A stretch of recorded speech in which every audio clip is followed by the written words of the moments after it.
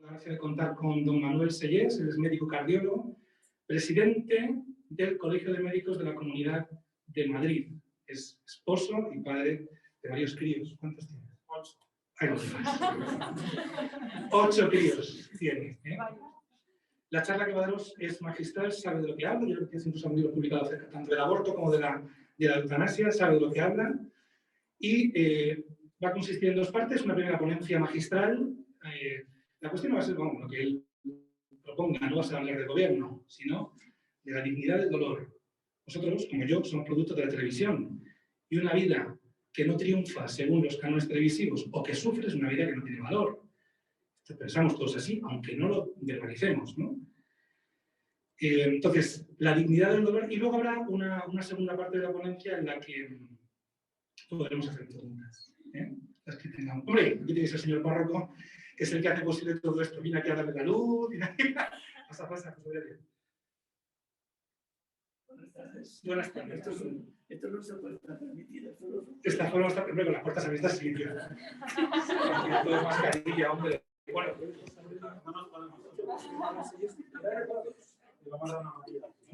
mientras que ellos hablan de sus juventudes, gracias, José Aurelio. ¿Quieres la voz de esta publicación? Sí, Pero que me da mucha alegría ver tanta gente aquí hoy.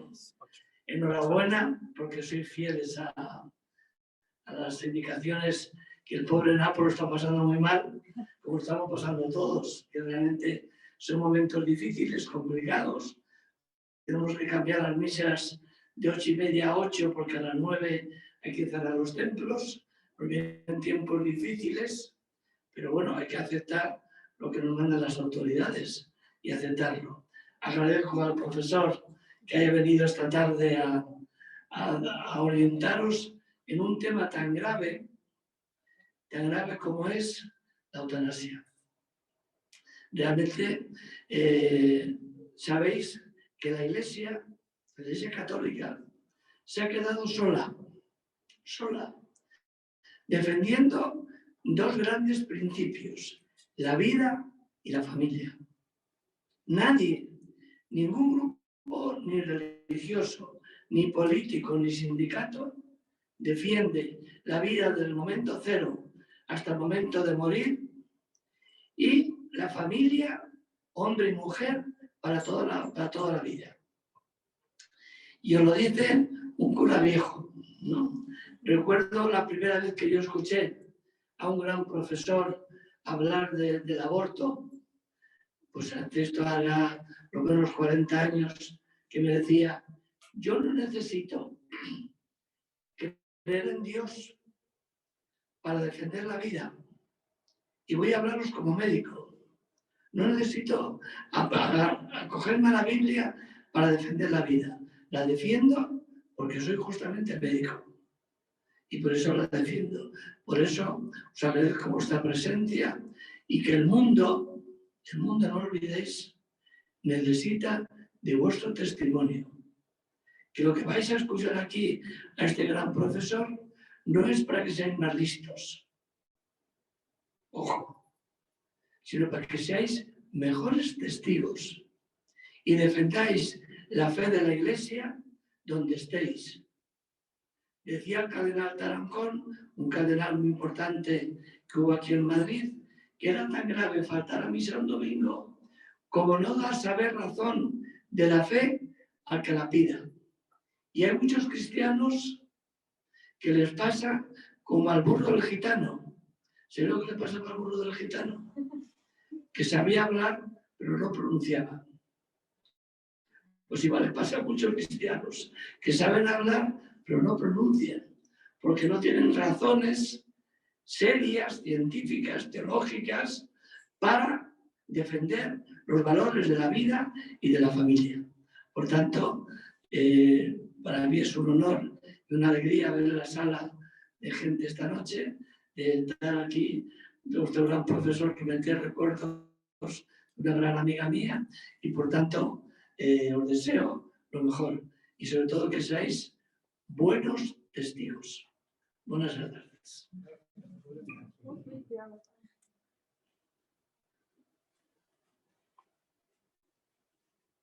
Bueno, muchas gracias por la invitación para estar aquí y también gracias a vosotros por esta presencia de verdad física y también por los que estáis online. Empiezo haciendo un aviso que me han pedido que haga para los que estéis online, que luego cuando acabemos la presentación va a haber un turno amplio de preguntas y que lo podéis escribir por el chat y luego Cristian me las leerá.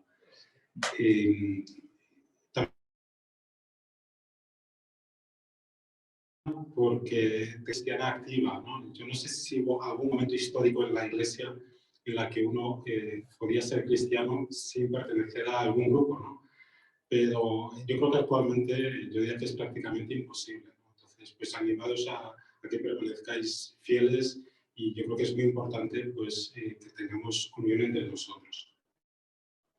Y voy a hablar brevemente, más que de eutanasia, de bioética de final de la vida, aunque es verdad que más o menos la mitad de la charla va a estar centrada en eutanasia. Vamos a ver también algún otro tema. El primer tema que vamos a ver es lo que llaman los anglosajones ageism, que se ha traducido tanto como etarismo.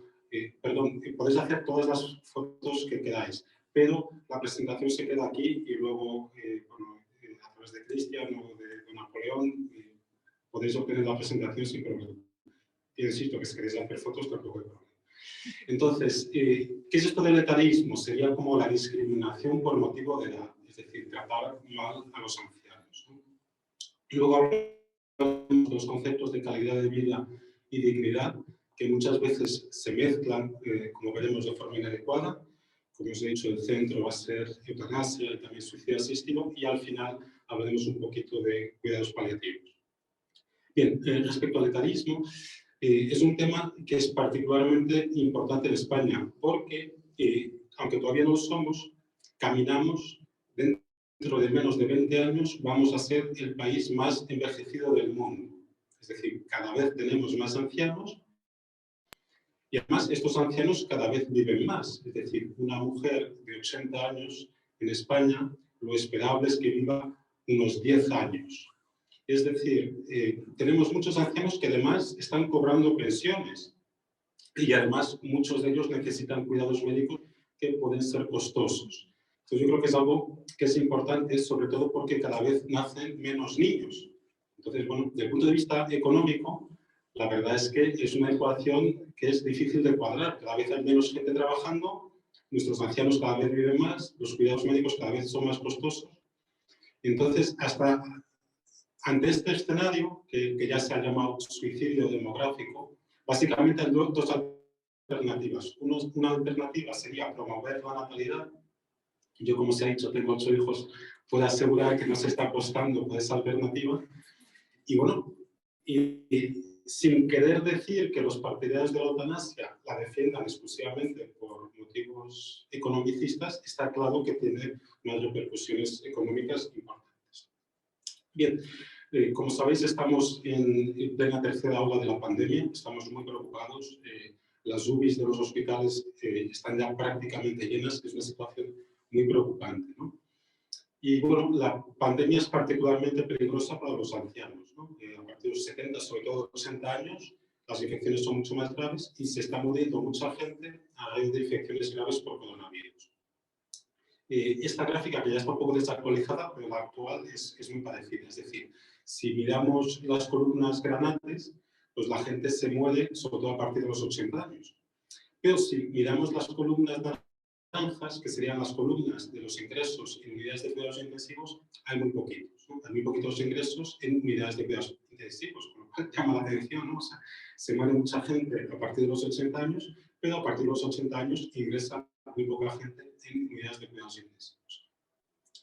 Ya antes de la pandemia había quien defendía que una persona de 85 años no debería ingresar en una unidad de cuidados intensivos, ¿no? Esto para mí es una frase claramente discriminatoria respecto a los ancianos. O sea, es un ejemplo claro de ageísmo, etarismo.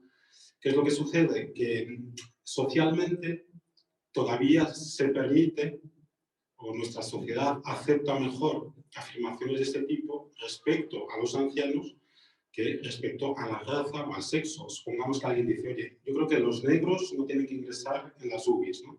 Esto sería un escándalo. O las mujeres que no ingresen en las UBIs. Pero respecto a la edad, todavía se permiten este tipo de cosas, ¿no? Esto, como digo, antes de la pandemia. Pero es que después de la pandemia ha sido bastante peor, porque muchas veces ha habido que decidir qué pacientes ingresaban en unidades de cuidados intensivos y se ha llegado de forma inadecuada a utilizar la edad como único criterio, ¿no? De hecho, la Sociedad Europea de Geriatría tuvo que hacer un comunicado diciendo que eso no se debía hacer. También lo hizo el Comité de Bioética en España y también la Sociedad Española de Geriatría y Gerontología y la Sociedad Española de Cardiología hicimos un comunicado conjunto alertando que esto no se podía hacer. De hecho, yo tuve la oportunidad en un artículo reciente pues, preguntar qué pasaría si, por ejemplo, la reina de Inglaterra, que tiene 94 años, o el Papa, que tiene 83, tuviesen una infección grave por coronavirus, ¿no? A ver si alguien iba a limitar su ingreso en unidades de cuidados intensivos. ¿Qué es lo que sucede? Que la edad biológica, es decir, cómo estamos nosotros desde el punto de vista físico, tiene algo de correlación con la edad cronológica, la edad que pone en el DNI. Pero muchas veces esta correlación no es perfecta. Y, por ejemplo, todas estas personas que veis en la diapositiva tienen 80 años. O tenían cuando se hizo la foto. Cuando se hizo la foto tenían 80 años. Entonces, con 80 años, uno puede estar en condiciones de subir al pico del Everest, que es lo que ha hecho ese japonés con 80 años, y yo, desde luego, bueno, seguro que algunos de los que estáis aquí lo conseguiríais, pero yo, desde luego, no. O uno puede estar en una situación de gran dependencia, ¿de acuerdo? Entonces, no se debe utilizar la edad como único criterio a la hora de tomar decisiones. Si se hace, eso es lo que digo que se llama etadismo, ancianismo, ageísmo, serían actitudes discriminatorias basadas únicamente en la edad. Me hizo mucha gracia el caso de este holandés, un jubilado holandés, que dijo, bueno, yo tengo 69 años, pero quiero que me cambien el DNI, que en mi DNI ponga que tengo 49. Y él decía, además, como la gente cambia el sexo en el DNI, ¿no? El sexo está determinado en cada una de nuestras células, o sea, el sexo no se puede cambiar.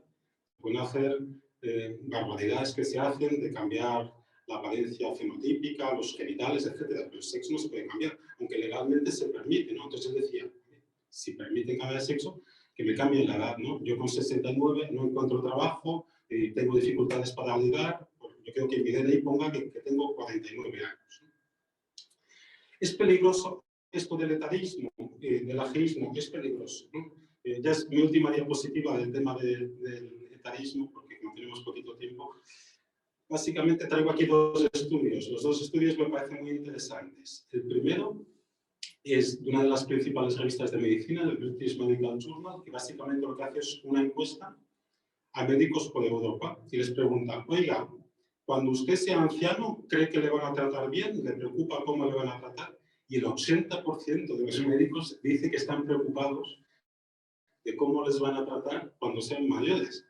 ¿Por qué? Porque básicamente ven cómo se tratan a los mayores. O sea, yo que estoy muy sensibilizado para este tema, cuando voy, por ejemplo, a las urgencias de mi hospital, veo cómo se trata a una persona joven a todos los niveles, el tiempo que se le dedica, cómo se respeta la intimidad de esa persona, etc. Y a una persona mayor, y tenemos mucho que mejorar, ¿no?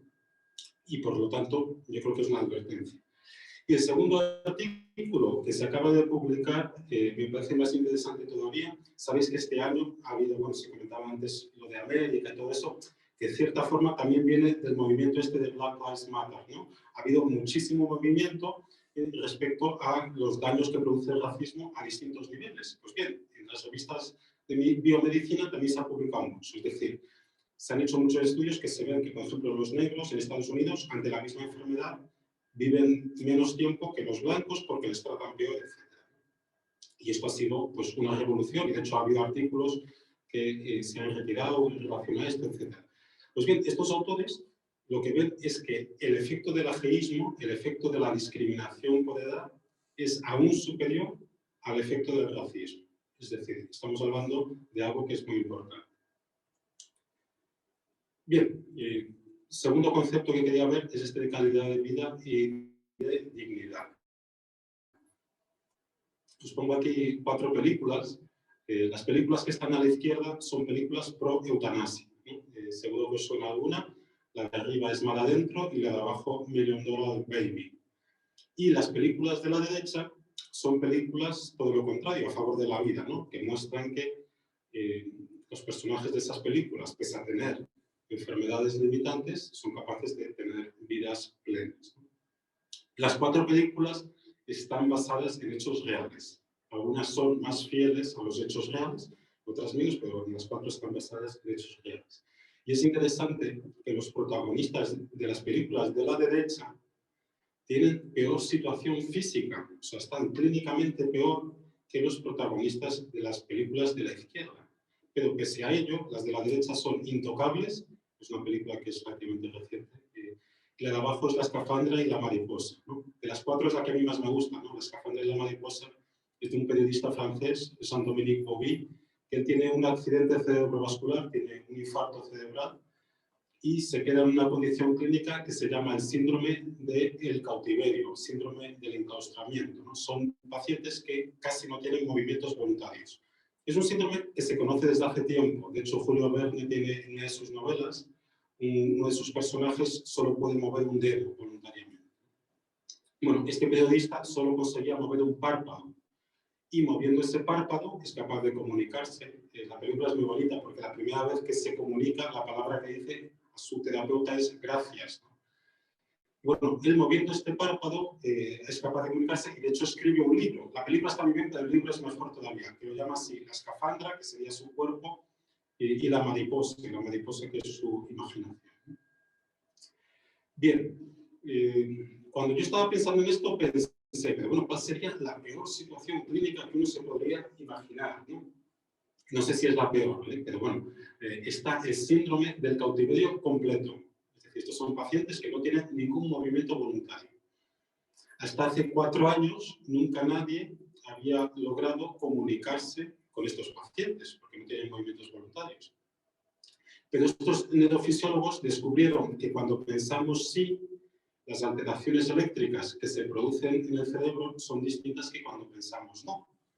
Entonces, básicamente, les hacían preguntas a los pacientes, a 4 pacientes con síndrome del cautiverio completo, y los pacientes pensaban sí o pensaban no. Y además vieron que funcionaba, ¿no? Es gracioso que había un paciente que no quería que su hija se casase con el novio y le preguntan 20 veces, y las 20 piensa no, y ahora sí luego la hija lógicamente se casó con el novio. El caso es que el sistema funcionaba, ¿no? Y fue sorprendente que cuando les preguntaban sobre cómo veían su situación, los 4 estaban relativamente contentos con su situación, ¿no? Es decir, ninguno sabemos qué calidad de vida tienen los otros. El único que sabe la calidad de vida que tiene es uno mismo, ¿no? Yo esto lo pude comprobar. Hace unos años hicimos un estudio científico que le llamamos 4C, ¿no? De caracterización científica del corazón del centenario.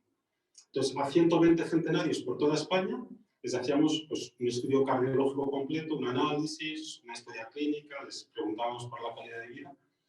Y entonces yo me acuerdo muy bien de una señora de 104 años que entró en mi consulta en la siguiente de ruedas, una señora totalmente caquética, demacrada, pues, una situación física pues, que y le hicimos las pruebas, le hice la historia clínica y luego llegué a la pregunta de calidad de vida, que era muy sencilla, es ¿cómo ve usted su calidad de vida? De 1, que sería la peor, a 10, que sería la mejor, ¿no? Entonces yo le pregunté esto y ella me dijo 8. Yo estaba con la enfermedad aún y nos miramos así y entonces yo le dije a la señora, solo por comprobar que me ha entendido, ¿no? 1 sería lo peor y 10 lo mejor, ¿no? Y ella me dijo, sí, yo me doy un 8 porque yo estoy ahí viendo a mis nietos, a mis bisnietos, bueno, y que así pues, empezó a hablar de su familia, que era muy feliz con ellos, etc. ¿Qué es lo que sucede? Que la calidad de vida es un concepto muy, muy subjetivo. Traigo ahí la definición de la Organización Mundial de la Salud. Es decir, la calidad de vida depende de los objetivos que uno tenga, de las expectativas, de los valores, de la cultura. Entonces, o sea, esto de que a veces se dice que este paciente tiene mala calidad de vida, oiga, habrá que preguntarlo al paciente, ¿no? ¿Qué es lo que sucede? Que cada vez se está usando este concepto de forma más distorsionada. Y como dice ahí Benito XVI, esto es lo que se va introduciendo en esta mentalidad eutanásica, como si existieran situaciones y la calidad de vida fuese tan mala que como que no merece la pena seguir viviendo. Pero a mí lo que más grave me parece es que se confunde el concepto de calidad de vida con el concepto de dignidad. Son conceptos distintos. La dignidad es inherente a toda persona. Es decir, todos nosotros, simplemente por el hecho de ser seres humanos, tenemos una dignidad máxima que nadie nos puede quitar. Y de hecho, la Declaración Universal de Derechos Humanos se basa en esto, se basa en que todos somos igual de dignos. Es decir, por muy enfermo que esté una persona, por muy avanzada que sea una discapacidad, pues esa persona tiene una dignidad máxima. Y como digo antes, como comentaba antes, lo que sucede es que a veces pues parece que se pueden poner como controles de calidad para ver si una persona tiene dignidad o si no la tiene. Lo que sí es verdad es que puede haber enfermos con situaciones avanzadas que no se perciban a ellos mismos como dignos, independientemente de que la dignidad la tengan. La dignidad la tenemos todos. Pero es interesante que la dignidad que percibe un enfermo no depende tanto de la enfermedad, depende más del entorno. Es decir, dos enfermos en igual situación clínica, con enfermedades avanzadas, pues si a uno de ellos la familia va a visitarle, los médicos y las enfermeras están pendientes de él, le muestran compasión, le tratan los síntomas, dialogan con él, etc., ese enfermo se va a percibir como digno. Si hay una situación clínica, ese paciente no tiene nadie que le visite, los médicos no están centrados en tratarle, las enfermeras tampoco, etc., esa persona no se va a percibir como digna, independientemente de que tenga una dignidad que, como hemos dicho, es inherente a toda persona. Esto también es un mensaje para cuando tengáis a alguien, algún familiar, amigo, etc., con alguna patología avanzada, es muy importante pues, estar pendiente de esa persona. Y por último, quería también dar una pincelada de lo que comentaba don José Aurelio, ¿no? Es también de la utilidad del dolor y del sufrimiento, ¿no? Lo primero, tanto el dolor como el sufrimiento, que yo creo que desde el punto de vista humano cuesta entenderlos, pero también se pueden entender sin fe, ¿no? Con la fe es más fácil, pero de cierta forma, cuando sufrimos, yo creo que es como una cura de humildad. Yo he tenido muchos compañeros que han enfermado por coronavirus, algunos de gravedad, ¿no? Algunos hemos pasado coronavirus y no nos hemos enterado. Yo tengo anticuerpos, he estado siempre asintomático, pero he tenido compañeros que han estado ingresados, sabéis, se han muerto, solo en Madrid han muerto más de 60 médicos, y algunos que han enfermado con gravedad, pues luego se han cuidado. Y yo ahora, en el día a día, veo claramente que son mejores personas y mejores médicos. Es decir, que el sufrimiento también desde el punto de vista humano tiene algún valor. Pero mucho más, el dolor y el sufrimiento, y en particular el dolor y el sufrimiento al final de la vida, tienen un efecto corredentor, ¿no? Y esto lo explica muy bien San Pablo en su carta a los colosenses, ¿no? Yo he tenido una paciente que me dijo delimitar el uso de analgésicos, ¿no? Que quería ofrecer, evidentemente, que no hay que esperar comportamientos heroicos de nadie, pero bueno, que no despreciemos el valor del dolor y del sufrimiento, en particular al final de la vida. Bien, y ya entrando así en la parte más clave de la charla, sería lo de la eutanasia y el suicidio asistido, ¿no? Una primera advertencia es que hay mucha confusión terminológica, ¿no? En parte es falta de formación, con lo cual enhorabuena por haber organizado este acto y a todos los que estáis aquí, pero a veces también es confusión malintencionada, ¿no? Esto es cada vez más frecuente, que uno cuando ve los medios, pues hay claramente a veces intención de confundir, ¿no? Y por lo tanto yo creo que es importante saber qué significa cada concepto. Con el caso de eutanasia tenemos el hándicap que etimológicamente el significado que tiene, que es buena muerte, no tiene nada que ver con el significado real de la eutanasia. Es decir, ¿qué es la eutanasia? La eutanasia es la acción que acaba con la vida de un enfermo que está sufriendo. Es decir, yo mato a un enfermo para que deje de sufrir. Sería algo así como el homicidio por compasión, ¿no? Para que no sufra, le mato. Por lo tanto, es clave ver cuál es la intención. Si mi intención es matar a ese paciente que está sufriendo, eso es eutanasia. Si mi intención es otra, eso no es eutanasia. Lo digo que esto puede ser muy útil a la hora de saber si una acción o si un acto es eutanasia o no.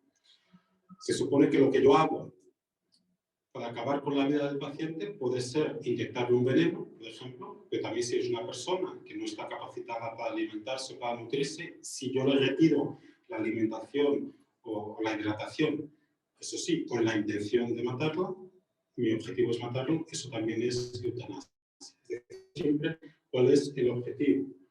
Y por lo tanto, para que sea eutanasia, el acto tiene que acabar con la vida. Si yo hago una cosa, sea lo que sea, pero no mato al enfermo, eso no va a ser eutanasia. ¿De acuerdo? El sujeto sobre el que estoy haciendo esto tiene que estar sufriendo, como luego veremos, y eso ya no es tan así, pero bueno, en teoría tiene que estar con algún tipo de sufrimiento, porque como hemos dicho antes, tiene que ser que le mate para acabar con el sufrimiento. Y por último, yo tengo que tener esta doble intención, es decir, tengo que querer acabar con la vida para aliviar el sufrimiento. Luego está lo que es el suicidio asistido, ¿no? El suicidio asistido sería aquella situación en la cual el médico no mata al paciente, simplemente le receta un veneno, el paciente va a la farmacia, le dan el veneno, se va a su casa, se toma el veneno y se suicida. Por lo tanto, el suicidio asistido también implica no solo al médico, sino también al farmacéutico, que es el que dispensa este veneno. Bien, ¿y cuál es la situación actual, ¿no? Porque uno lee la prensa y parece que somos la excepción, que no tenemos la eutanasia aprobada o despenalizada, ¿no? Probablemente esto cambie en pocos meses. Es probable que a fines de este año ya sea legal matar a un enfermo en España si todo va según previsto, ¿no? Bueno, en Europa solo está despenalizada o legalizada en el Benelux. Pero es que incluso si cogemos todos los países del mundo, solo hay 2 más donde en este momento se permite la eutanasia, que son Canadá y Colombia. Yo creo que este dato ya de por sí tendría que ser un motivo de reflexión. Es decir, solo hay sitios, o podemos considerar el Benelux como 3 países, aunque sean pequeñitos, Bélgica, Holanda y Luxemburgo, 5 países donde se permite la eutanasia actualmente en el mundo. ¿De acuerdo? Pero además, incluso si añadimos suicidio asistido, en Europa solo saldrían Alemania y Suiza, y en el resto del mundo, algunos estados de Estados Unidos y uno de Australia, y así como Japón también. Bueno, pero cogiendo todo esto, tanto eutanasia como suicidio asistido, menos del 3% de la población mundial vive en países donde se permitan estas prácticas. Como digo, creo que es un máximo. Os pongo, por ejemplo, un mapa de la Unión Europea actual, ya está actualizado porque ya no está el Reino Unido en la Unión Europea. Para que veáis dónde se permite, o sea, solo se permite la eutanasia en el Benelux. Con lo cual, una primera mentira que yo creo que se está vendiendo bastante bien es que la eutanasia es frecuente en el mundo. Y otra segunda mentira es que la eutanasia es progresista, que la eutanasia es de izquierdas. Esto a mí me parece particularmente grave, ¿no? De hecho, para que veáis que no es así, cuando hace 3 años en Portugal una ley parecida a esta, votó en contra el Partido Comunista. Lo cual tiene bastante lógica, porque la eutanasia es muy peligrosa para todos, pero sobre todo para los más débiles desde el punto de vista clínico, pero también para los más débiles desde el punto de vista socioeconómico. Si yo tengo una enfermedad avanzada y tengo mucho dinero, ya pueden aprobar las leyes de eutanasia que quieran. Yo me iré a una clínica privada, pagaré para tener unos buenos cuidados paliativos y la clínica privada se encargará de que yo viva hasta el último de mis días, porque estará cobrando allí los euros por cada día que yo esté en la clínica privada. ¿No? ¿Qué es lo que sucede? Si yo tengo una situación socioeconómica mala, Si yo tengo además la sensación de que soy una carga para mi familia y vivo en un país donde la eutanasia está legalizada, pues de cierta forma me están presionando a pedirla para dejar de ser una carga para mi familia. Con lo cual, en las sociedades donde se ha aprobado la eutanasia, donde más se realiza es en las clases que económicamente están en peor situación. Además, en muchos de estos países, o en algunos de ellos, ya se ha aprobado la eutanasia hace tiempo, ¿no? En Holanda ya hace casi 20 años. Entonces, en todos estos países se ha podido ver lo que se llama la pendiente resbaladiza o el plano inclinado, lógicamente más en los países que llevan más años. ¿Qué significa esto? Que cuando se aprueba la eutanasia, se aprueba en unos supuestos muy concretos. Es decir, el paciente tiene que estar teniendo un sufrimiento insoportable que no haya forma de controlar. Cosa como luego veremos, hoy en día prácticamente es una situación que no existe. El paciente tiene que pedir la eutanasia de forma clara. Tiene que pedir un equipo externo, un equipo médico externo, que compruebe esta petición. Y solo después de eso se permite realizar la eutanasia. Pues bien, ¿qué es lo que sucede? Que una vez se legaliza la eutanasia o se despenaliza la eutanasia, se ha visto que esto acaba siendo incontrolable. Es decir, todos estos supuestos, uno tras otro, van cayendo. Y hoy en día, por ejemplo, en Holanda se está haciendo eutanasia a ancianos que tienen demencia, a niños con discapacidades, a pacientes con enfermedades mentales. Es decir, se está haciendo eutanasia en situaciones clínicas que ya simplemente por la situación clínica el paciente no está capacitado para solicitar.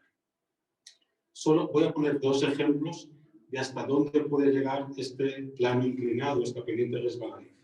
Pongo dos ejemplos en ambos extremos de edad, ¿no? Recién nacidos.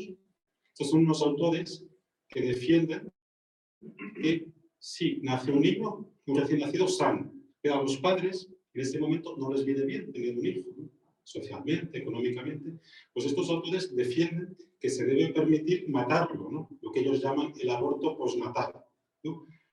Yo he de confesar que la primera vez que leí este artículo, yo creí que lo escribían como para provocar, ¿no? Oye, es un sinsentido que se permita el aborto, ¿no? Porque se permite el aborto cuando el niño está en el vientre materno y luego cuando nace no se permite.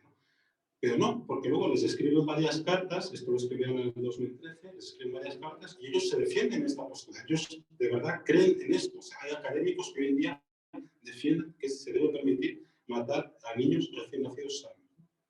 Y el otro artículo, que es de otro autor distinto, más reciente, del 2016, creo que es, del 2016, lo mismo, ¿no? Lo que viene a decir es que los argumentos a favor de la vida de los recién nacidos, o sea, estos que la mayoría de la sociedad todavía defiende, que no se permite matar a recién nacidos, pues que a él no le convencen. Pues, digo, para que veamos hasta dónde podemos llegar. Bien, eso respecto a recién nacidos. Este es un proyecto de ley que están intentando aprobar en Holanda. De momento todavía no está aprobado. Pero sería, si consiguen aprobar esto, cualquier holandés va a la farmacia con su DNI, si tiene más de 70 años, en la farmacia le dan un kit de suicidio, ¿no? Sin tener que dar ninguna otra explicación, ¿de acuerdo? Con lo cual, pues es asustador dónde puede llegar esto, ¿no? Yo tengo un hermano que vive en Alemania y es interesante ver que las residencias de ancianos alemanas que están cerca de la frontera con Holanda se están llenando de ancianos holandeses. Es decir, los ancianos holandeses tienen miedo de quedarse en su país, ¿no? No sé si esto nos tendrá que pasar a nosotros. Nos tendremos que, cuando seamos ancianos, a residencias de ancianos en Francia o en Portugal. Bueno, es triste hasta dónde se puede llegar.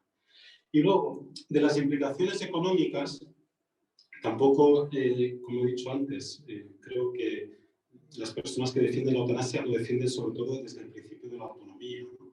Pero bueno, hay unas implicaciones económicas claras. Lo que hablo aquí en estas diapositivas es más de microeconomía, es decir, ya hay empresas, y eso que todavía no se permite, la inducción al suicidio asistido en España, que bueno, ya se han metido en este mundillo, ¿no? Y en cuanto se legalice la eutanasia y el suicidio asistido, pues va a haber empresas que se van a dedicar a esto, ¿no? Lógicamente, las implicaciones económicas, como he dicho antes, van mucho más allá de esto, ¿no? Es el hecho de matar a personas enfermas, muchas de ellas de edad avanzada, supone un gran ahorro. De hecho, es el mayor recorte sanitario que va a haber. en la historia de España, y esto yo creo que la sociedad no se da cuenta. Y además comentaba esto, se defiende la eutanasia desde la autonomía. Es que pacientes con enfermedades avanzadas, simplemente por la enfermedad avanzada, muchas veces no tienen las capacidades cognitivas conservadas. Es decir, si ahora mismo yo tengo un paciente con una enfermedad avanzada y ese paciente quiere hacer testamento o quiere modificar un testamento, nosotros exigimos que vaya un notario que compruebe que este paciente está capacitado para eso. Entonces, va a ser curioso que para la eutanasia no se va a exigir esto. Y muchos de estos pacientes que tienen alteraciones cognitivas o tienen, por ejemplo, enfermedades mentales o depresiones patológicas, y en vez de tratar estas situaciones, pues se va a permitir, no solo se va a permitir, porque la eutanasia va a ser de obligado cumplimiento. Es decir, una vez el paciente solicita eutanasia, el médico está obligado a matarlo. El médico, lógicamente, puede hacer objeción de conciencia, aunque ya veremos qué consecuencias tiene esa objeción de conciencia, porque en medicina hay mucha inestabilidad laboral. Yo tengo muchos compañeros que firman contratos cada 6 meses, con lo cual, pues, si hacen objeción de conciencia, pues ya veremos qué pasa, ¿no? Voy a contar una anécdota. Yo, como se ha dicho, he escrito un libro sobre esto, y cuando lo presenté hace un año más o menos en el Colegio de Médicos de Madrid, con un público así más o menos como este, pero de médicos, ¿no? Aunque ya sé que hay aquí también algún médico. Pero bueno, entonces hubo una compañera, cuando yo hice la presentación, que contó una anécdota que a mí me llevó al corazón, ¿no? Y ella dijo, mira, yo tenía una paciente que me ha pedido la eutanasia. Esto, pues hace año y medio, ¿no? Cuando todavía, y de hecho en el momento actual, no se permite la eutanasia en España, pero bueno, aunque es muy excepcional, hay algún paciente que lo pide. Pues esta compañera, médico de familia, hubo una mujer que le pidió la eutanasia. Y ella le dijo que no, pues que ¿por qué me pide eso, no? Y la paciente le contó los síntomas que tenía, pues los problemas sociales que tenía. Entonces esta compañera le dio un tratamiento, también habló con la trabajadora social para resolver los problemas sociales, y una semana después esta misma paciente le llevó una tarta de manzana. Entonces ella decía, yo con la ley de la eutanasia me hubiese quedado sin tarta de manzana, ¿no? Porque, como digo, la ley como que obliga, ¿no? Es paradójico cuando alguien de nuestra sociedad se va a suicidar, nos movilizamos para evitarlo, ¿no? Yo, como se ha dicho, llevo unos meses que soy el presidente del Colegio de Médicos de Madrid y he tenido la oportunidad de revisar hace poco, pues, el protocolo que hay en Madrid cuando alguien se intenta suicidar, ¿no? Pues la policía, los bomberos, los médicos del SAMU, qué es lo que tienen que hacer cada uno. O sea, intentamos evitar esta situación. ¿Por qué? Porque lo que queremos es salvar la vida de esta persona, que probablemente en ese momento tiene un problema muchas veces de enfermedad mental asociada a la depresión. Lo que queremos es tratar a esta persona, ¿no? Entonces, es paradójico que en vez de hacer esto como sociedad, como hacemos en este momento, cuando alguien quiera que le quitemos la vida, vayamos a quitarle la vida. Bien, la eutanasia es contraria a muchas normas internacionales. No voy tampoco a detallar esto por falta de tiempo, solo quiero subrayar el caso de la Asociación Médica Mundial, ¿no?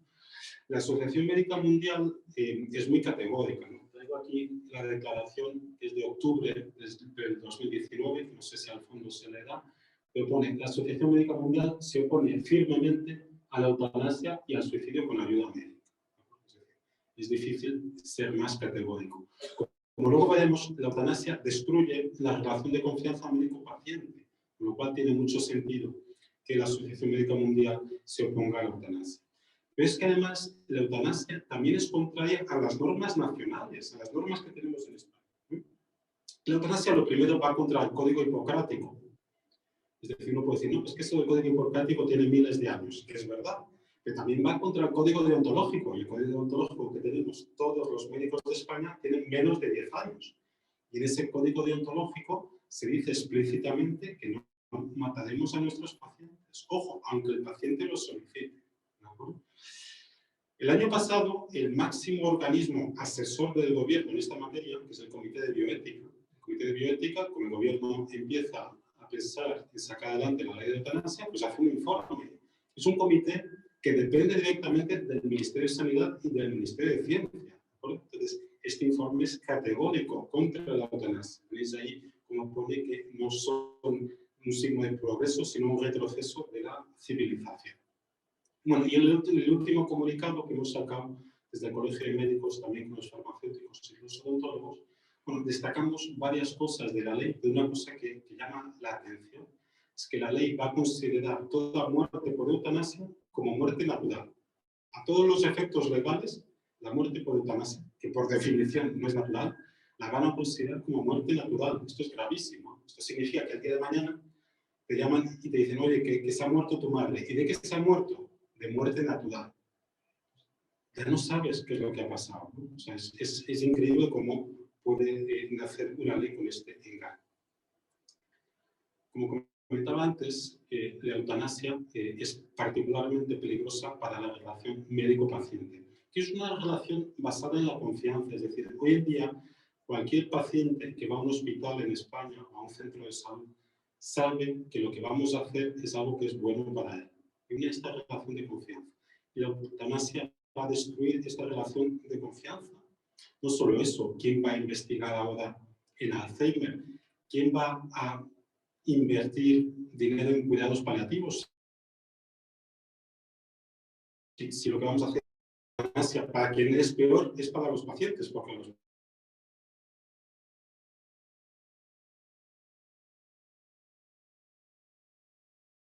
¿no? Se debilita la confianza que actualmente hay, no solo en los médicos, sino en todo el sistema sanitario. Y luego, la eutanasia es un paso de difícil. Tenemos algo que yo creo que es una virtud, que es cuando tenemos pacientes con una situación clínica similar, los tratamos de forma similar, ¿no? Yo, como os he dicho, yo trabajo en el Marañón, ¿no?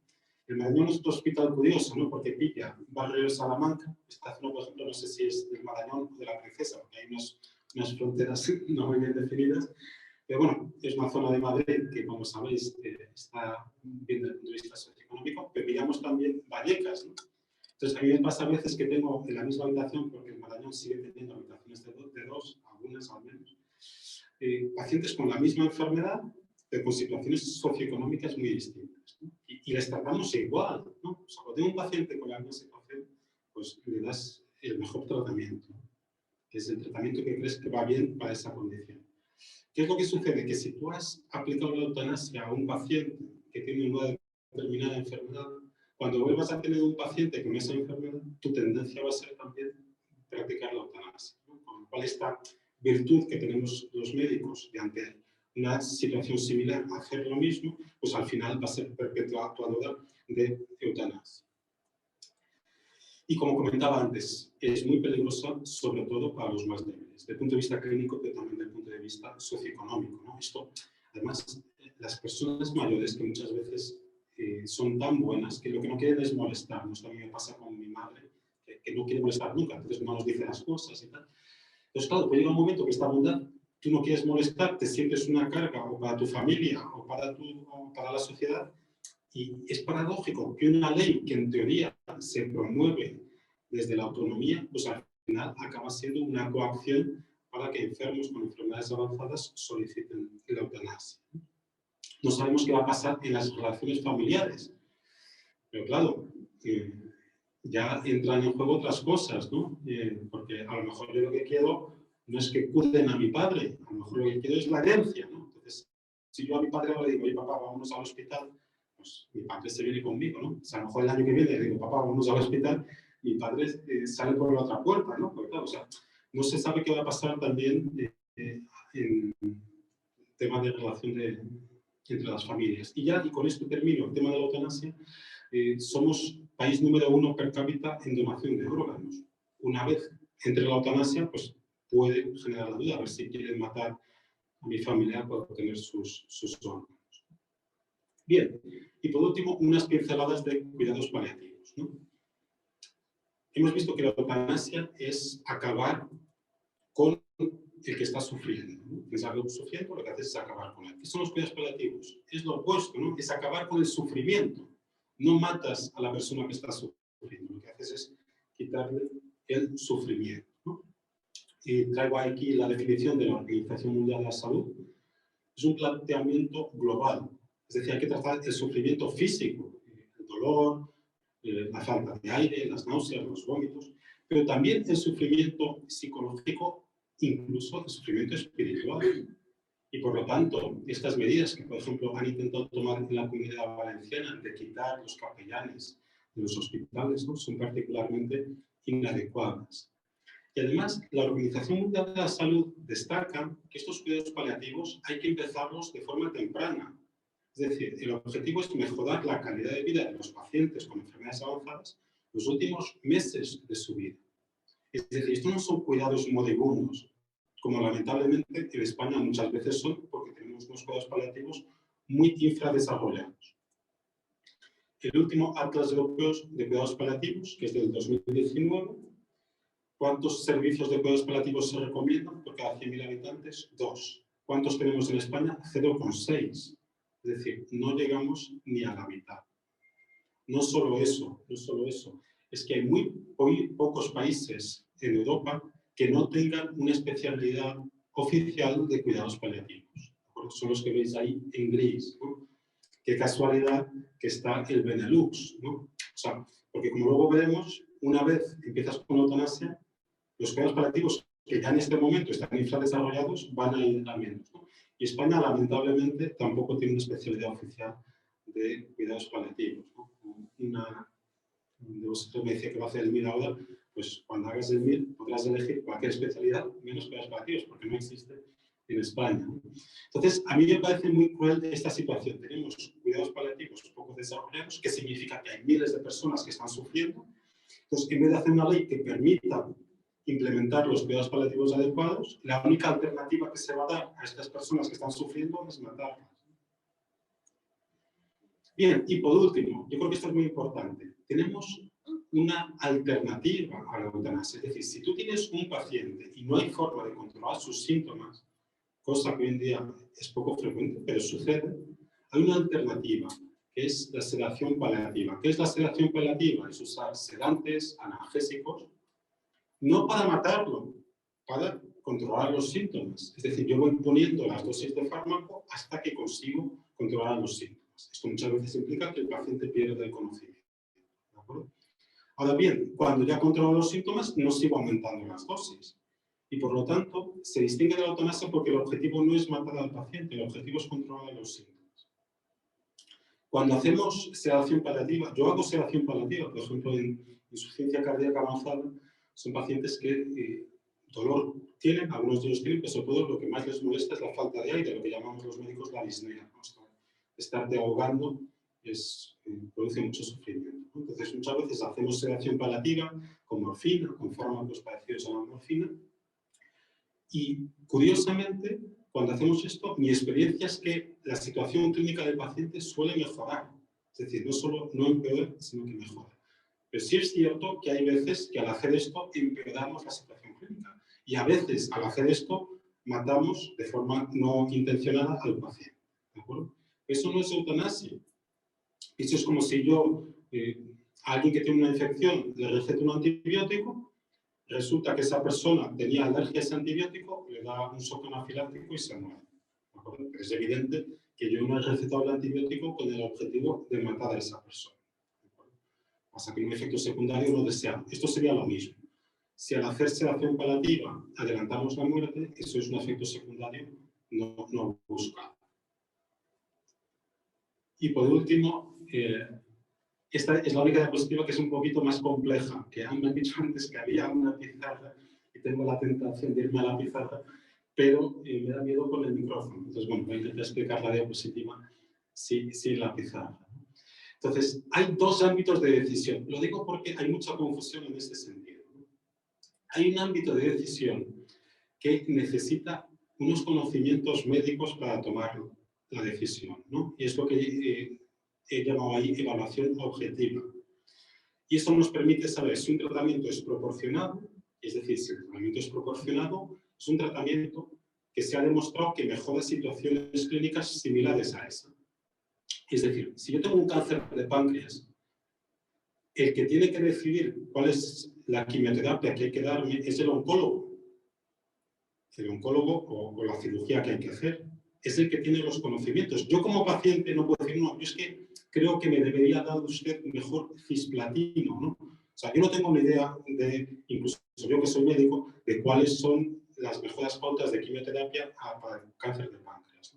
Con lo cual, esta evaluación objetiva es la que determina si el tratamiento mejora esa situación clínica.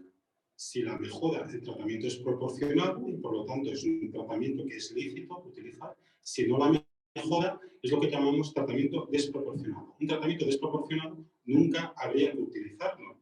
Por lo tanto, los médicos no deberíamos nunca utilizar preparados homeopáticos, porque no se han demostrado que mejoren ninguna enfermedad. Bien, y ahí, ojo, que esto también es importante, acaba el papel del médico. Es decir, yo ya he hecho esta evaluación objetiva, le he dicho al paciente, oiga, si hay este fármaco o hay esta cirugía, que esta enfermedad que usted tiene, que es avanzada, pues le mejora. ¿De acuerdo? ¿Eso significa que debemos usar ese tratamiento? Depende. Ahora viene el ámbito de decisión del paciente, por eso digo que son distintos. El ámbito de decisión del paciente, esta evaluación subjetiva que solo puede hacer el paciente, es si este tratamiento que yo le propongo es algo que él puede aceptar, es algo que al paciente no le produce un rechazo porque es algo pues, muy agresivo, supongamos que es una cirugía muy agresiva, o es un tratamiento que solo está disponible en Houston, y entonces esto económicamente para el paciente pues, va a ser una desgracia. Este tipo de cosas, ¿no? Eso ya lo tiene que decidir el paciente. Si el tratamiento es algo que él puede aceptar, pues lo diríamos que es un tratamiento ordinario. Es decir, si es proporcionado, mejora la situación clínica y yo lo puedo aceptar, pues es un tratamiento que es obligatorio, porque nosotros tenemos el deber moral de cuidarnos y de hacernos cuidar. Pero si el tratamiento que me están proponiendo es algo que yo de verdad en conciencia no puedo aceptar, es importante lo de en conciencia porque no hay que abusar de esto, pues en este caso no es obligatorio, aunque sea algo que me va a mejorar. Si es una cirugía muy agresiva, si implica que me gaste mucho dinero, si implica que esté yendo y viniendo al hospital con mucha frecuencia. Esto a veces me pasa a mí como cardiólogo. Nosotros tenemos a pacientes con insuficiencia cardíaca avanzada, el corazón ya muy débil.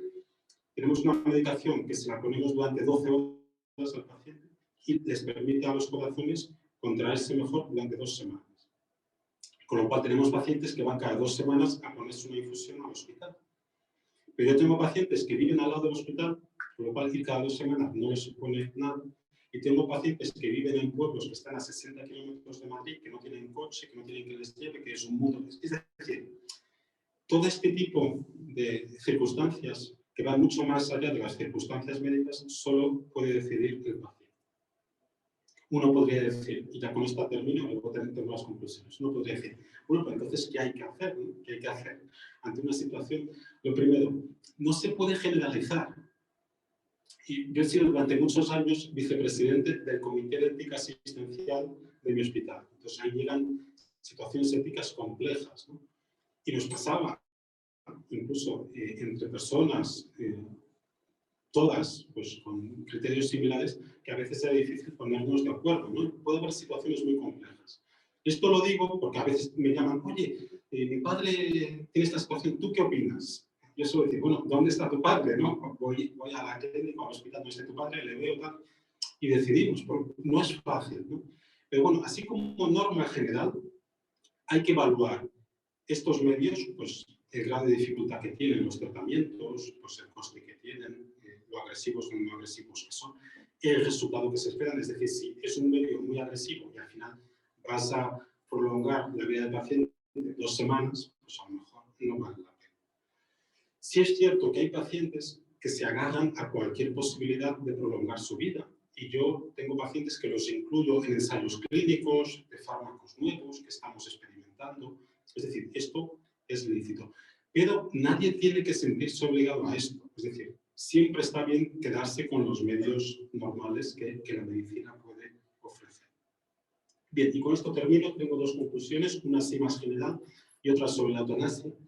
Bueno, primera conclusión, que tengáis en la cabeza esto de la discriminación por motivo de edad. Muy frecuente en la sociedad, en todos los ámbitos. Yo me he centrado en el ámbito médico, es una discriminación muy frecuente en todos los ámbitos. Esto de hablar a los ancianos como si fuesen bebés, o, bueno, hay muchísimas cosas que se podría hablar, pero también en el ámbito médico, por ejemplo. Yo no sé la Universidad Europea de Madrid, creo que tampoco. hay muy poquitas universidades en España que tengan en la Facultad de Medicina una asignatura que sea geriatría, pero todas tienen pediatría, ¿no? O sea, esta discriminación va incluso en la formación, ¿no? Muy importante distinguir los conceptos de calidad de vida, concepto subjetivo, que solo sabe cada uno la calidad de vida que tiene, de la dignidad intrínseca a toda persona. Y bueno, esto más complejo que acabo de explicar, que es un tratamiento proporcional, es decir, un tratamiento que objetivamente mejora una situación clínica y que es un tratamiento ordinario, un tratamiento que el paciente puede aceptar porque no le supone una agresión inaceptable, ¿no? Y aquí la clave son los cuidados paliativos, es decir, muchos pacientes lo que te dicen es, doctor, yo no quiero vivir así, es que el así es importante, es decir, el paciente lo que no quiere es que tratar, y además de forma precoz. Y mi última diapositiva son, he elegido como los 4 motivos, hay muchos otros, pero bueno, 4 para mí como los más importantes por los cuales la eutanasia es inaceptable. Lo primero, como ya he dicho, es la pendiente resbaladiza. Ojalá me equivoque, pero como está grabada la conferencia, si alguien la ve dentro de 10 años se estará haciendo eutanasia en España a pacientes que no lo han pedido, como de hecho se hace en este momento en Holanda. La falta de autodeterminación real. Muchos de estos pacientes lo que tienen son enfermedades pues, que también afectan las capacidades cognitivas. Muchos tienen depresiones patológicas que hay que tratar. Es decir, muchas veces cuando un paciente pide eutanasia, lo que está pidiendo es que le cuiden, que le traten los síntomas, que le den cariño. Es curioso que los médicos, que estamos mayoritariamente contra la eutanasia, pero los médicos que más contra la eutanasia están de todos son los paliativistas. Es decir, los médicos que se dedican a esto saben que cuando un paciente te pide eso, lo que te está pidiendo es que le trates bien. La reducción de los cuidados paliativos, ya hemos visto que hay poquitos países, entre ellos el Benelux, que no tienen la especialidad de cuidados paliativos, y además, de los pocos medios que hay actualmente para cuidados paliativos, va a salir el dinero para implementar esta ley, con lo cual vamos a tener menos cuidados paliativos todavía. Y lo que a mí más me preocupa como médico es la deformación del sentido médico, es decir, como lo que he comentado antes, ¿no? Se destruye esta relación de confianza que me parece tan bonita médico-paciente. El médico deja de tener la seguridad el paciente deja de tener la seguridad que el médico lo que va a buscar siempre es su bien. Eso es muy triste, ¿no? Y con esto termino, como se ha comentado, he escrito 2 libros que he traído. Uno es sobre este tema de la eutanasia, de bioética del final de la vida, y tengo otro que es un libro sobre bioética del inicio de la vida, ¿no? Entonces, los he traído, si alguien lo quiere, se los puede coger y os pongo ahí el número de teléfono para que hagáis el Bizum, o si no lo dejáis el dinero a cualquier persona, ¿no? Y con esto termino. Y ahora abrimos el turno de preguntas, tanto online como presenciales. A lo mejor, no sé si da mucho corte venir aquí a hacer la pregunta, pero es lo mejor para que la escuchen también los que están online. Y la pregunta que sea online, pues que me lo haga Cristian, que a lo mejor no hay que hacer. Bien, este es el momento de preguntas, discrepancias, opiniones, lo que queráis.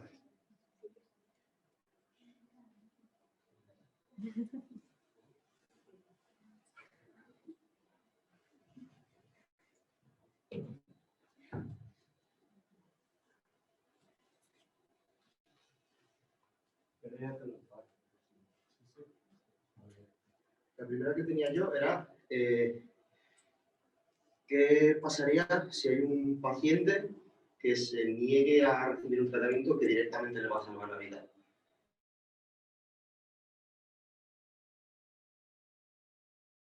O sea, que no darle ese tratamiento. O sea, esta situación que existe es muy excepcional, ¿no? Y a veces no es fácil saber qué hacer. Es decir, hay 4 principios de la bioética que uno intenta respetar siempre. Esos 4 principios son la beneficencia, es decir, todo lo que hacemos tiene que estar destinado a mejorar la situación clínica del paciente. El otro es la no maleficencia. Yo no puedo hacer algo si sé que va a ir a perjudicar al paciente. La justicia, que es más difícil de explicar, pero bueno, que lo que hago con un paciente, por ejemplo, es que en una consulta de 20 pacientes, no puedo dedicarle mucho tiempo a los primeros y luego me quedo con menos tiempo para los otros, ¿no? Y el otro, que es la autonomía. La autonomía es que el paciente es libre de tomar sus decisiones. ¿Qué es lo que sucede? Que hay situaciones en las que los principios entran en contradicción uno con otros, como esta que se ha comentado. Entonces, ante esta situación, yo, por el principio de la beneficencia, estoy obligado a tratar a ese paciente, porque si no lo trato, se va a morir.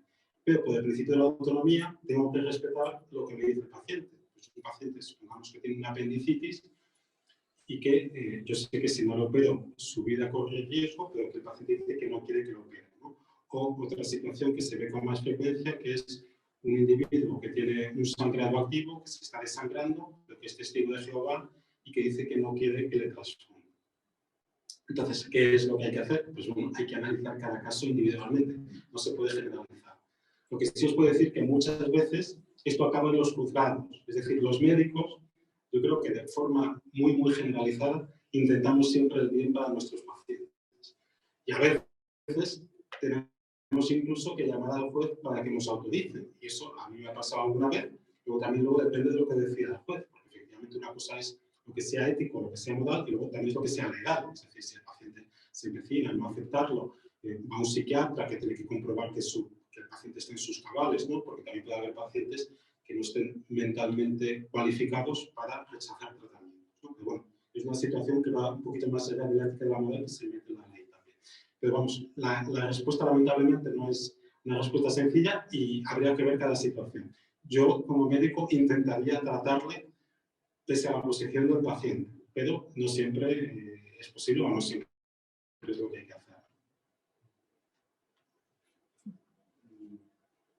Bueno, la otra pregunta que tenía era si se podría llegar a dar el caso de que en alguna situación se hiciese la eutanasia de alguien en contra de la voluntad directa o del paciente, o en caso de que el paciente no tenga autonomía para decidir, de la familia o del responsable legal.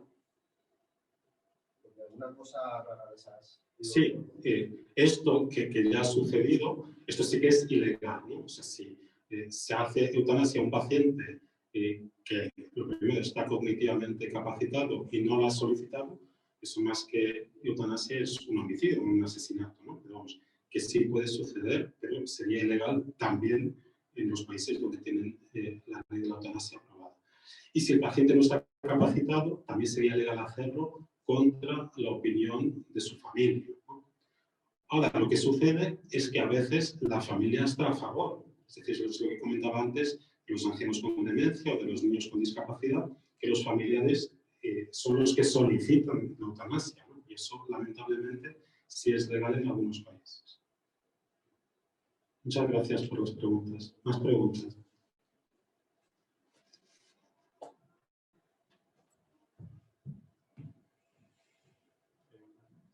No, hay 14 asistentes, pero no han preguntado.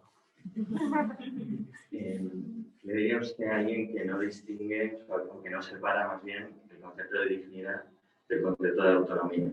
Que creo que muchas veces en la sociedad van muy unidos, pero habría que diferenciarlos.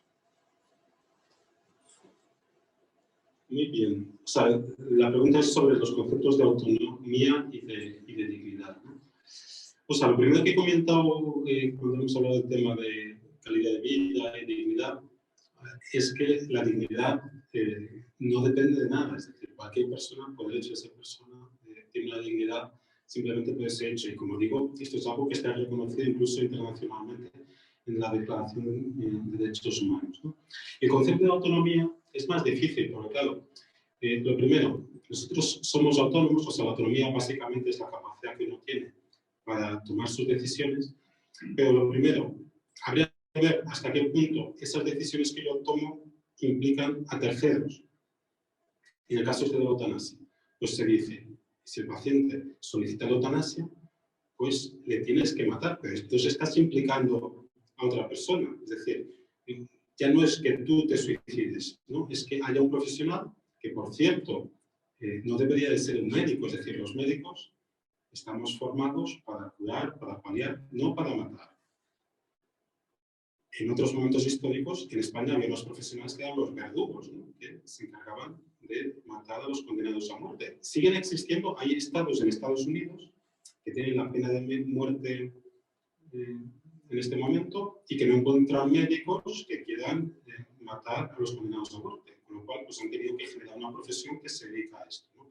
Con lo cual, el concepto de la autonomía es un poco lo de que los derechos que uno tiene acaban donde empiezan los derechos de los demás. Y en el caso de la eutanasia, incluso pensando que esa persona es autónoma, que es algo que habría que ver, porque como he dicho, muchas veces la misma enfermedad puede alterar las capacidades cognitivas, o muchas veces cuando un paciente está expresando esto, lo que está expresando es que quiere que le traten, que le cuiden, pero incluso suponiendo que de verdad esto es un deseo real, pues acabaría implicando a otra persona. Y por lo tanto, ya, o sea, yo soy autónomo siempre y cuando no, mis derechos no influyan en los derechos de los otros, ¿no? Y por lo tanto, en este caso, es verdad que se magnifica la autonomía. Cuando he hablado de los principios de la bioética, es uno de ellos. Pero es que hay otros, ¿no? Como decía antes, pues el de la maleficencia, con lo cual si tú, por el principio de la autonomía, tienes que aplicar la eutanasia, pero por el principio de maleficencia nunca deberías hacerlo. Sí. Hay una pregunta online. Sí. Nos pregunta Diego, en relación a la pregunta de Diego González, desde Finlandia.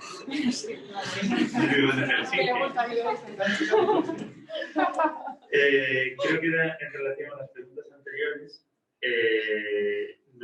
Nos pregunta, ¿se sabe si la ley en España aceptaría la eutanasia en el caso de que la solicite la familia estando el paciente incapacitado?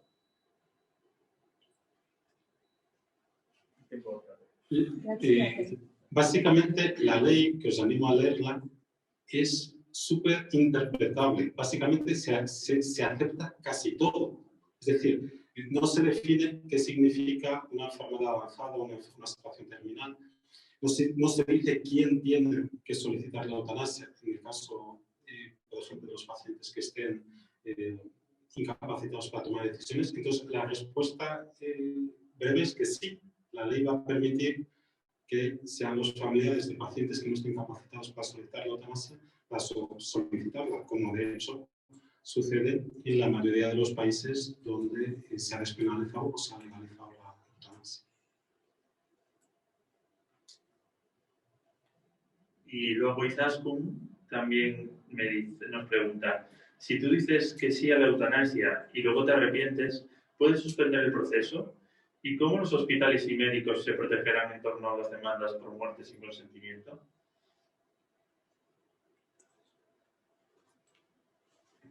Bueno, Izaskun, espero que estés, no sé, en Japón, ¿no? Porque...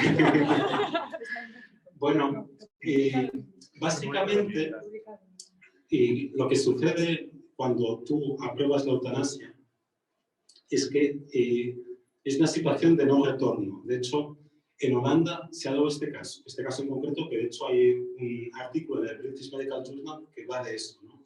Es una paciente que deja un documento de voluntades anticipadas, lo que se llama el testamento vital, que si está en una situación tal, pues quiere que le apliquen la eutanasia, ¿no? Con lo cual es una paciente que tenía cierto grado de demencia, la demencia va más, entonces tiene días que está más lúcida, días que está menos lúcida, pero solicita que no, o sea, ya dije, y además está recogido, que no le aplique la eutanasia, ¿no? Independientemente de lo que había escrito, ¿no? Y al final se la aplican, ¿no? Porque estaba escrito. Estos de los documentos de voluntades anticipadas son particularmente peligrosos en los países donde la eutanasia está legalizada, pero también pueden ser útiles para evitar estas situaciones, ¿no? Yo he estado trabajando bastante con la diócesis de Toledo para hacer como un documento de voluntades anticipadas estándar que ayude no solo pues, a que no te realice la eutanasia, pero también pues, que te administren los sacramentos y que tengas una serie de apoyos cuando estés en una situación así, ¿no? En mi experiencia, estos documentos tienen cierta utilidad. Lo que pasa es que se magnifica la utilidad de los documentos de voluntades anticipadas o de los testamentos vitales cuando los estudios que se han hecho, curiosamente, demuestran que los pacientes prefieren que se haga lo que decidan los familiares a que se haga lo que han indicado ellos mismos en el documento de voluntades anticipadas. ¿Por qué? Porque las situaciones son tan complejas que es muy difícil que yo ahora pues, sepa qué es lo que va a pasar dentro de unos años, en qué situación voy a estar. Es muy complicado hacer un documento. Si hay una cosa que es muy útil, si alguna vez lo hacéis, ponerlo siempre, que es quién va a tomar las decisiones, ¿no? A mí me pasa a veces que tengo pacientes que ya no están en capacidad para tomar decisiones y voy a hablar con la familia, hay 4 hijos y cada uno tiene una opinión distinta, ¿no? Entonces, claro, al final no sabes qué hacer. Entonces, si tú has determinado, oye, el día de mañana, pues quiero que tome las decisiones esta persona, ¿no? Eso a los médicos nos ayuda mucho. Y también estos documentos van a ayudar, yo creo, a limitar el uso de la eutanasia en pacientes donde claramente hayan expresado que no se utiliza. En cualquier caso, creo que nos va a tocar estar particularmente vigilantes, tanto nosotros, si en algún momento tenemos una enfermedad avanzada, como familiares, ¿no? Si ahora ingresan a tu padre, a tu madre, a tu abuelo, pues ahora en la situación actual también hay que estar algo vigilantes, ¿no? Pero dentro de unos meses o de un año va a haber que estar mucho más vigilantes para asegurarnos que no se haga nada que sea contrario a la ética y a la moral. Pues están ganando los online. No tienen que salir. Vale, Quique, desde Córdoba, también nos pregunta qué tan factible es que una persona que no solicita la eutanasia la reciba y si hay estudios sobre este tema en los países que ya han legalizado la eutanasia. Gracias. Sí, hay varios estudios y que demuestran esto que yo estoy diciendo, sobre todo en los países que legalizaron la eutanasia ya hace tiempo. Por ejemplo, Colombia legalizó hace año y medio o así, ¿no? Pero en el caso de Holanda, ya vamos, está muy, muy documentado, si queréis buscar por internet, que se hace actualmente eutanasia en Holanda a pacientes que no la han solicitado. E incluso, como he dicho antes, si es que hay pacientes que, por la situación clínica que tienen, niños con discapacidades profundas, etcétera, que no pueden solicitar la eutanasia. Entonces, es evidente, o ancianos con demencias avanzadas, es evidente que sí se está haciendo eutanasia a pacientes que no lo han solicitado. Cosa que, por cierto, aunque de forma ilegal, se hizo en su momento en España también, ¿no? O sea, no sé si conocéis, porque eso es en general bastante jóvenes, pero aquí en Madrid hubo un problema gordo en el hospital de Leganés. Entonces, también se hizo eutanasia a pacientes que no la habían solicitado. Y sobre todo lo que comentaba antes, que una vez permites la eutanasia, es muy difícil pararlo.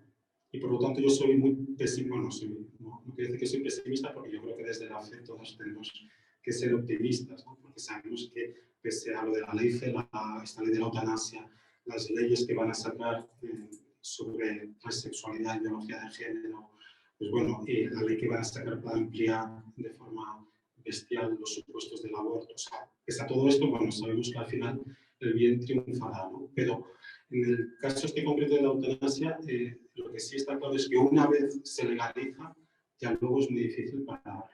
Cabe la esperanza, bueno, lo primero que no es simplemente la ley, que esa esperanza yo todavía la tengo, pero es verdad que ya es minúscula, o que el día de mañana venga un gobierno que modifique la ley, ¿no? Eso también pues, esperamos que pueda suceder. Vale. También tengo otra pregunta de Luis que nos pregunta, hola, si instituciones como la Iglesia apoyan económicamente el acceso a cuidados paliativos, ¿se podría contrarrestar el uso de la eutanasia a favor de estos? Me ha dicho Cristian que le podéis mandar un WhatsApp y lea el WhatsApp como si no estuvieseis aquí. Vamos a ver, es evidente que unos adecuados cuidados paliativos es la mejor arma para luchar contra la eutanasia, eso es evidente. Y desde luego que desde instituciones relacionadas con la Iglesia se deberían promover los cuidados paliativos. Aquí en Madrid tenemos algunas situaciones que son así, ¿no? Pues hay un hospital de cuidados paliativos que funciona muy bien, pues, asociado al Opus Dei, y efectivamente los pacientes que en los meses finales de su vida reciben los cuidados adecuados, es muchísimo menos probable que vayan a solicitar que les maten. Porque, como decía antes, el paciente lo que te dice no es tanto que no quiere vivir, es que no quiere vivir así, es decir, no quiere vivir con una determinada manera. Yo creo que, tanto desde el punto de vista humano como desde el punto de vista cristiano, en todos los momentos de la historia, pues habría que ir contra la eutanasia. Pero mucho más hoy en día, es decir, hace 200 años tú tienes un paciente con un cáncer de páncreas, con unos dolores y tal, es que había muy poquito que le podías ofrecer, ¿no? Entonces, lo que digo, estos hospitales, el hospital que comentaba antes, que es el Hospital de la Laguna, que se han especializado en tratar de forma adecuada a pacientes con enfermedades avanzadas para paliar su sufrimiento, lógicamente que son un gran bien. Y desde luego que desde la Iglesia pues habría que promover estas iniciativas.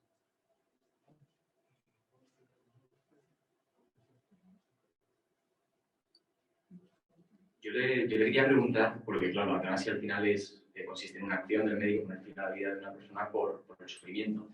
En el caso de que, bueno, pues un paciente decida, como sabiendo que hay un tratamiento que puede poner fin a ese sufrimiento, pues que no se le mantenga artificialmente con vida.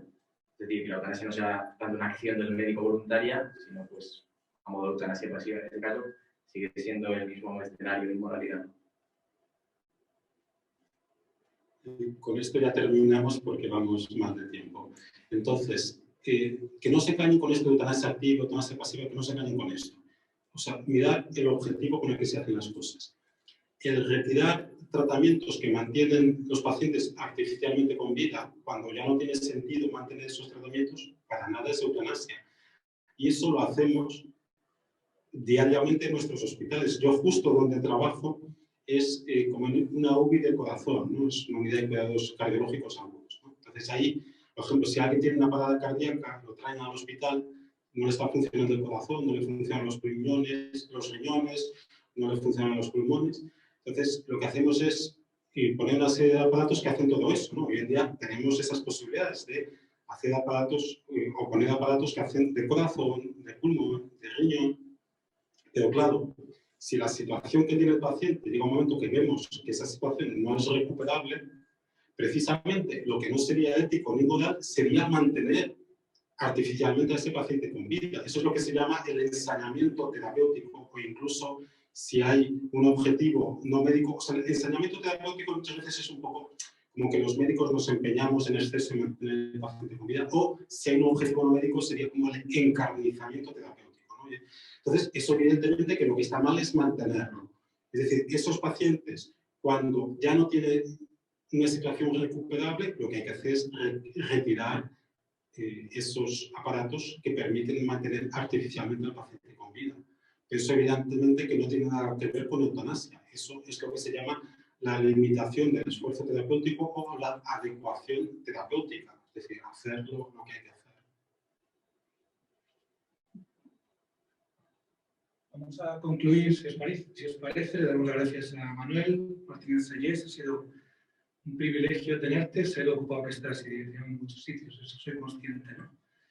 Aquí en la parroquia tenemos la experiencia de ir en verano a misiones con las monjas de Teresa de Calcuta, ¿no? A varios países, ¿no?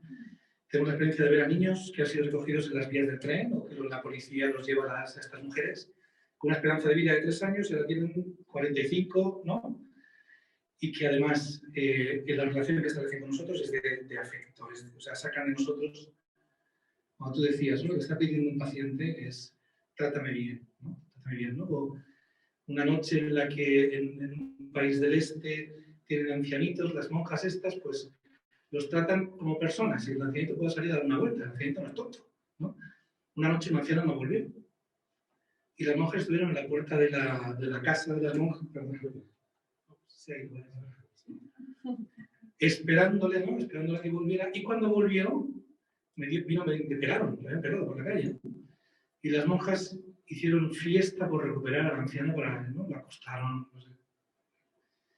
Cuando esto entra por los ojos, yo me acuerdo mucho una frase que escuché un sacerdote que es un poco salvaje, pero que es verdad, ¿no? Si este es el camino que ha tomado la humanidad, el futuro de la humanidad es la Iglesia Católica.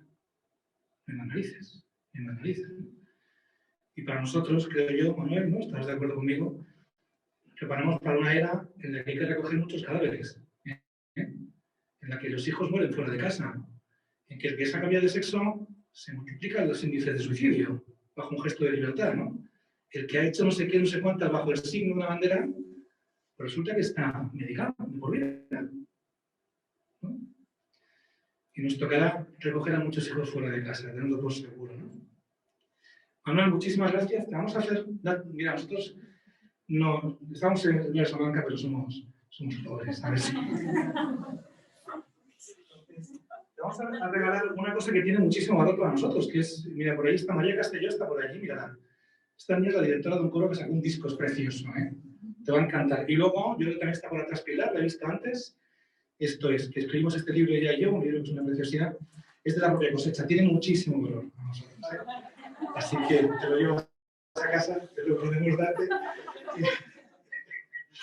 Y ahora, mira, María y Jaime, que son simpaticísimos, ¿nos dejas el teléfono, Manuel? ¿Te parece? Lo ponemos en la pizarra. Ah, perdón, sí. Y, si os importa, quien quiera un libro de esto, luego dejáis en el Bizum, ¿no parece? Y Jaime, ponéis aquí para repartirlo, ¿vale? Muchísimas gracias, Manuel, que el Señor te bendiga, ¿eh?